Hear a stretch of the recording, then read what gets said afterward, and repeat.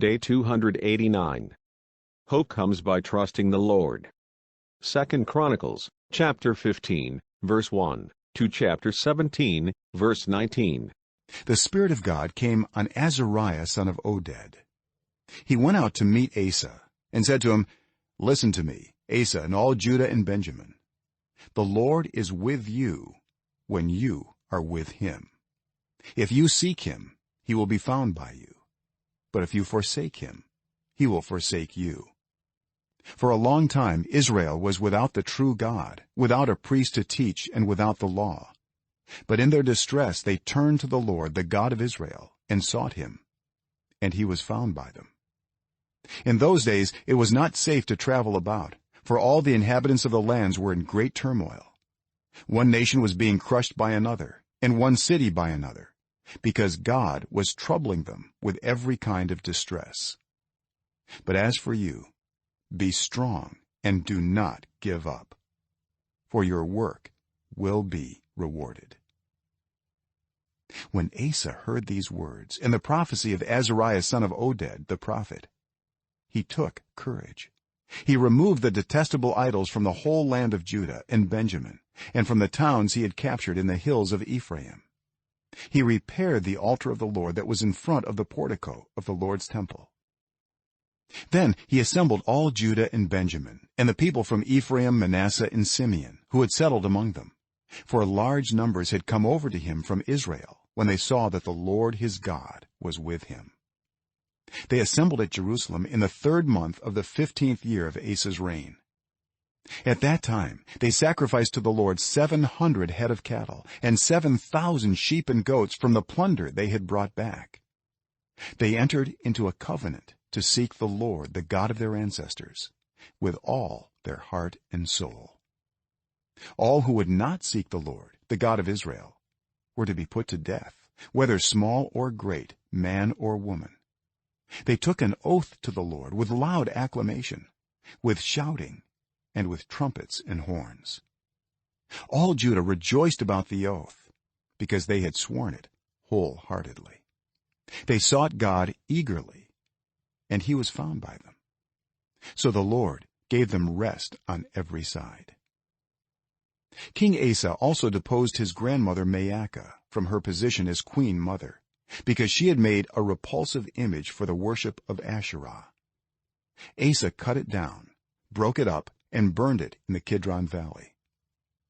Although he did not remove the high places from Israel, Asa's heart was fully committed to the Lord all his life. He brought into the temple of God the silver and gold and the articles that he and his father had dedicated.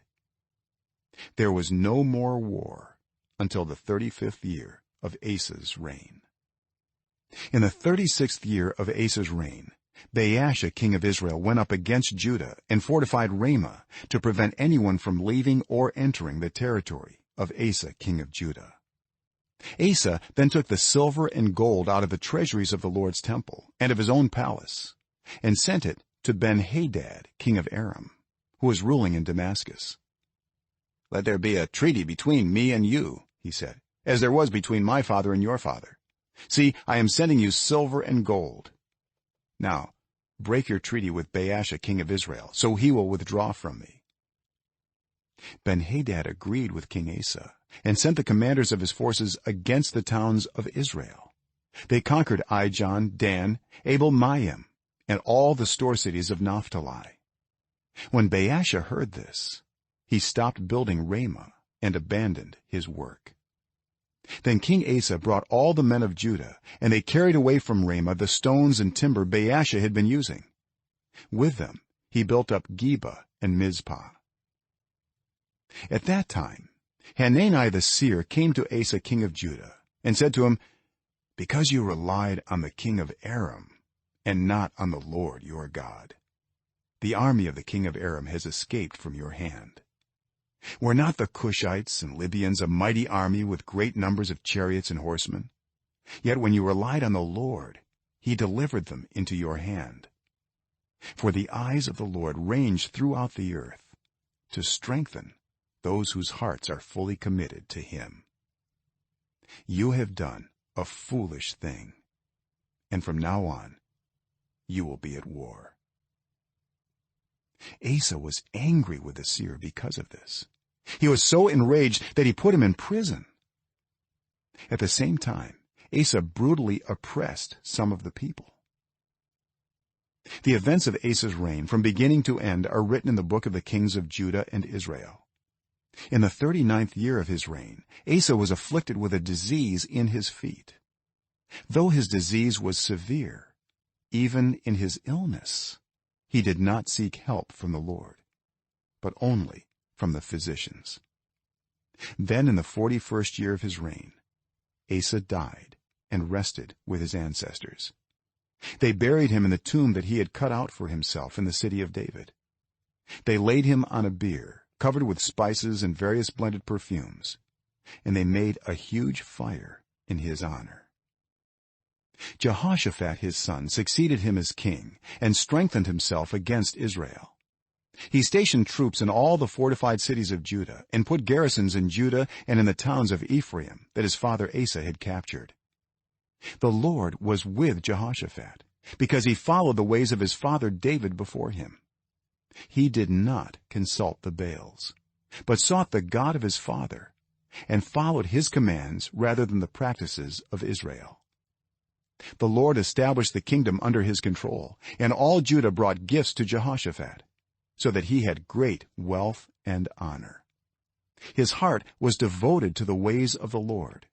Furthermore, he removed the high places and the Asherah poles from Judah. In the 3rd year of his reign, he sent his officials, Ben-Hail, Obadiah, Zechariah, Nethanel, and Micaiah, to teach in the towns of Judah. With them were certain Levites, Shemaiah, Nethaniah, Zebediah, Asahel, Shemiramoth, Jehonathan, Adonijah, Tobijah, and Tob-Adonijah, and the priests Elishama and Jehoram. They taught throughout Judah, taking with them the book of the law of the Lord. They went around to all the towns of Judah and taught the people. The fear of the Lord fell on all the kingdoms of the land surrounding Judah, so that they did not go to war against Jehoshaphat. Some Philistines brought Jehoshaphat gifts and silver as tribute, and the Arabs brought him flocks, 7,700 rams and 7,700 goats. Jehoshaphat became more and more powerful. He built forts and store cities in Judah and had large supplies in the towns of Judah. He also kept experienced fighting men in Jerusalem.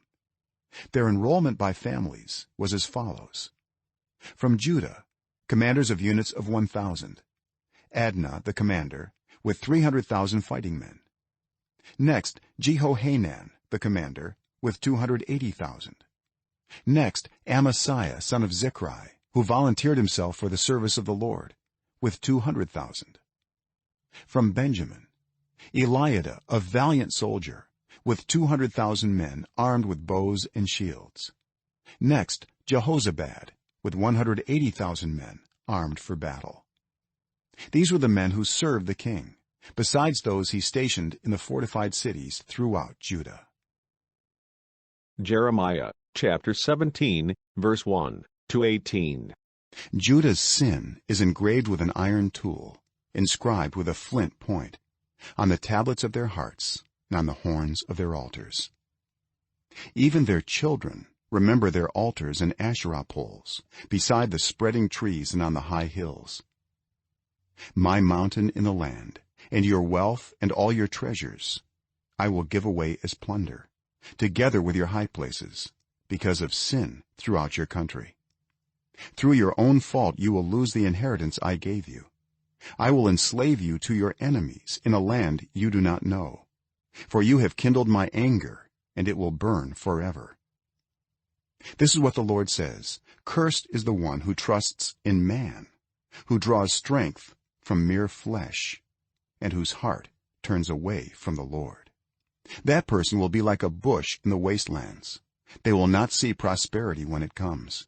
They will dwell in the parched places of the desert, in a salt land where no one lives. But blessed is the one who trusts in the Lord, whose confidence is in him. They will be like a tree planted by the water, that sends out its roots by the stream. It does not fear when heat comes. Its leaves are always green.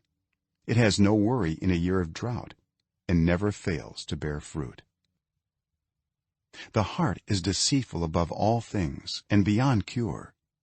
Who can understand it? I, the Lord, search the heart and examine the mind, to reward each person according to their conduct, according to what their deeds deserve. Like a partridge that hatches eggs it did not lay are those who gain riches by unjust means. When their lives are half gone, their riches will desert them, and in the end they will prove to be fools. A glorious throne, exalted from the beginning, is the place of our sanctuary. Lord, you are the hope of Israel. All who forsake you will be put to shame. Those who turn away from you will be written in the dust, because they have forsaken the Lord, the spring of living water. Heal me, Lord, and I will be healed. Save me, and I will be saved, for you are the one I praise. They keep saying to me, where is the word of the Lord? Let it now be fulfilled. I have not run away from being your shepherd. You know I have not desired the day of despair. What passes my lips is open before you. Do not be a terror to me. You are my refuge in the day of disaster. Let my persecutors be put to shame, but keep me from shame. Let them be terrified, but keep me from terror. Bring on them the day of disaster. Destroy them with double destruction. Proverbs chapter 22, verse 17 to 29. Pay attention and turn your ear to the sayings of the wise. Apply your heart to what I teach. For it is pleasing when you keep them in your heart and have all of them ready on your lips. So that your trust may be in the Lord, I teach you today, even you. Have I not written 30 sayings for you, sayings of counsel and knowledge, teaching you to be honest and to speak the truth, so that you bring back truthful reports to those you serve? Do not exploit the poor because they are poor, and do not crush the needy in court, for the Lord will take up their case and will exact life for life. Do not make friends with a hot-tempered person. Do not associate with one easily angered, or you may learn their ways and get yourself ensnared. Do not be one who shakes hands in pledge or puts up security for debts. If you lack the means to pay, your very bed will be snatched from under you. Do not move an ancient boundary stone set up by your ancestors. Do you see someone skilled in their work? They will serve before kings. They will not serve before officials of low rank.